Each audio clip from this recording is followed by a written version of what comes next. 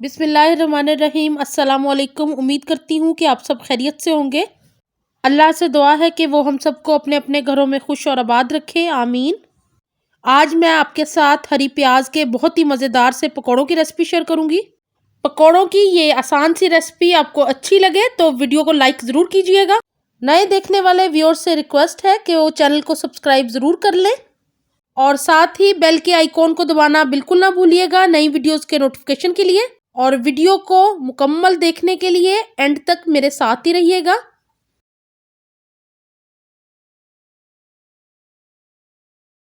तो चलिए स्टार्ट करते हैं मज़ेदार से स्प्रिंग अनियन के पकोड़े।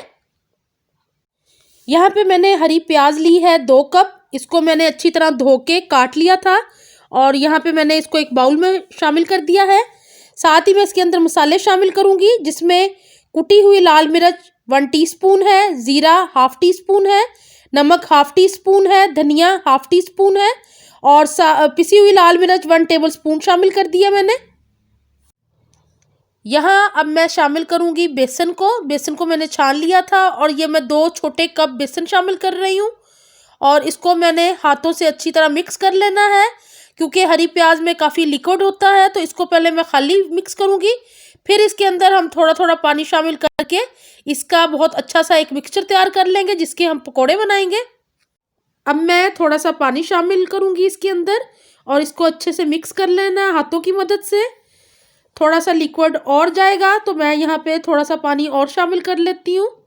इसका बहुत पतला मिक्सचर हमने तैयार नहीं करना, बिल्कुल सॉफ्ट मिक्सचर तैयार करना है। मीडियम आंच के ऊपर मैं पकोड़े शामिल कर रही हूँ। तकरीबन 2 मिनट हो गए हैं पकोड़ों को फ्राई होते हुए। अब मैं इनको टर्न कर रही हूँ और एक साइड से बहुत ही प्यारा सा गोल्डन कलर आ गया इनके ऊपर। 3 से 4 मिनट में ये बेहतरीन से फ्राई होके रेडी हो गए हैं। पकोड़े बहुत ही अच्छे से गोल्डन और क्रिस्पी लग रहे हैं तो अब मैं इनको निकाल रही हूँ और यहाँ पे मैं ऑयल सारा इसका स्ट्रेन कर लूँगी ताकि ऑयल बिल्कुल भी पकोड़ों में ना रहे। मैं आपको दिखाती हूँ कि ये देखें कितने क्रिस्पी और मज़ेदार ये पकोड़े बन के तैयार हुए हैं।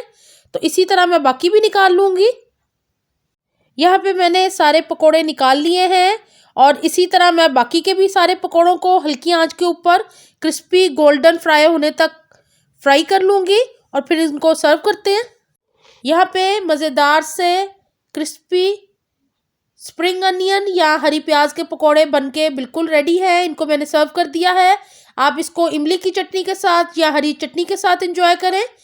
रमज़ान में अफ्तार के लिए ये एक बेहतरीन रेसिपी मैंने आपको दी है तो मुझे उम्मीद है कि आपको ये अच्छी लगेगी।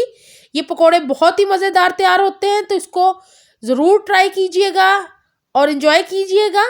मुझे अपनी दुआओं में याद रखा करें। अपना बहुत ख्याल रखें। अल्लाह हाफिज़।